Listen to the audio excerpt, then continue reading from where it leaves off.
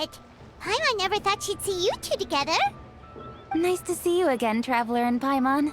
Oh, we're not interrupting anything, are we? Not at all. I wasn't in the middle of an interview or anything. I was just asking Miss Kuching about purchasing a kite. A kite? Are you buying some regional specialties to bring back to Fontaine? Well, yes. And... It seems you haven't heard yet. The theme of this year's lantern rite is kites. Oh, so that's why Paimon has seen so many floating in the sky. Liyue Harbor is always changing, so it is only fitting that lantern rite should change in turn. The Qixing believes it would benefit Liyue to build on our own cultural foundation by embracing the technologies of other nations. After all, it is said that the stones of another mountain may serve to better polish one's own jade. yeah, remember my business meeting with Tianquan Ningguang the last time I was in Liyue Harbor? That's what it was about. But all I really did was use my network to introduce Lady Ningguang to some interesting people. I'm not sure that quite counts as fostering cooperation. In the end, we decided to combine Liyue's traditional art of kite making with Fontaine's mechanical vertical lifting device. Mechanical lifting device? Sounds pretty impressive. But don't kites just use the wind to fly? Why would you need to add something mechanical? Well, you've actually just answered your own question, Paimon. How high and far a kite can fly depends as much on the weather conditions as on the skill of the person holding the string. But as soon as there's no wind, you can only flail about helplessly like a sweet flower medaka out of water.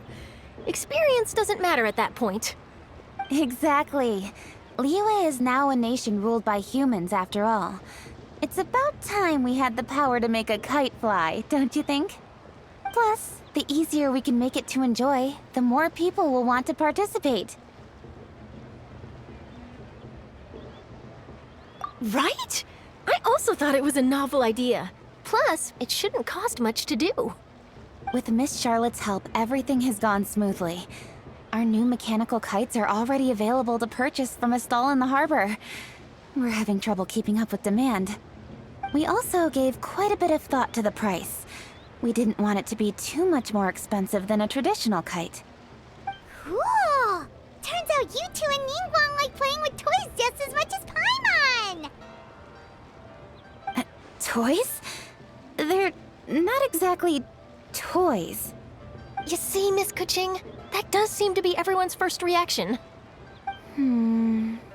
Although kites are one of our most time-honored cultural relics, outside of their use in certain ceremonies, I suppose they're considered playthings more than anything now. But to me, there's so much more than that. Think for a second about how remarkable it is that a flimsy paper kite attached to a string has the capacity to touch the sky.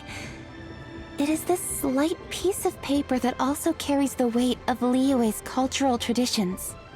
There's an old poem that goes, "O kite born of paper, flying true and sound, a lone traveler wanders, just waiting to be found."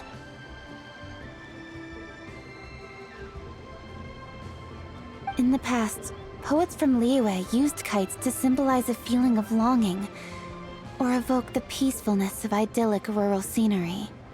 If the people of today can derive enjoyment from this activity, they will not only be more likely to better appreciate the tradition, but also to pass it down to the people of tomorrow. That's the Kuching we know, always thinking 5 steps ahead of anyone else. Well said, Miss Kuching. I've learned quite a bit myself. As long as you're willing to listen, I'm happy to share. I also know quite a lot about the various folk traditions related to kites. For example, whenever a kite blew away, people would say it was the Adepti that summoned the wind to take it away as an offering. That way, you can turn an unfortunate event into an auspicious one. What about something more fun? Do you know anything like that? More fun. Let me think. Oh, I suppose we should first talk about how kites are made. It's another one of our precious forms of traditional craftsmanship. My grandfather told me that, back when he was a boy, children learn the art of kite making step by step from their elders. First, you use the thin strips of bamboo to construct the frame. Then, you draw a design of your choice on a piece of paper, paste it onto the frame, and tie on the string. Then, you look towards the sky and release the kite to soar among the clouds. Some people write down certain names or desires on their kites, cut the string, and let them fly free.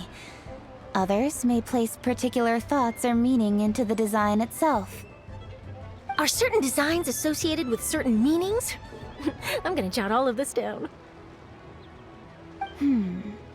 Well, for example, kites in the shape of a butterfly typically symbolize freedom, happiness, or the desire to break free. Fascinating. What else can you tell me? The scissor-tailed swallow is the most classic design. It symbolizes good fortune and joyful tidings. Different colors also have small variations in meaning. Are these commonly understood meanings and symbols in Liyue? Kind of like the language of flowers in Fontaine. I believe so.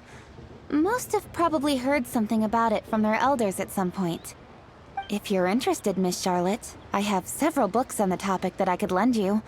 They could be a useful reference. That would be a huge help! Great! Looks like I've got the outline for quite the article on my hands. Perfect! We're gonna take a look around. Then I'll show Miss Charlotte to my home for a little while. I almost forgot. The Ministry of Civil Affairs is hosting a kite flying contest on the night of Lantern Rite. If you're interested, you're more than welcome to bring a kite and participate. The rules are simple. Whoever flies their kite the highest and furthest within the time limit will receive a special honor along with a secret prize. I've already prepared more than enough empty film for the event. I can see the spectacle already. Oh, Paimon was on board the moment you said secret prize. Then I'll look forward to seeing your performance. You bet! See you then!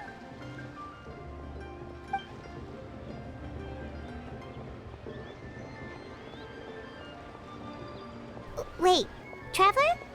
Take a peek to your right. Do you see those two people lurking over there? Is it just Paimon? Or were they staring at us the whole time we were talking to Kuching and Charlotte just now? They seem fishy.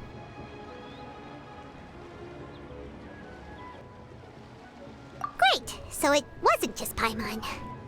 Do you think they could be treasure hoarders? They always seem to be stirring up trouble during Lantern Rite. Oh, Paimon's sick of waiting around for something bad to happen. We should strike first, you know. Foil their plans before they even begin. You go right, Paimon will go left.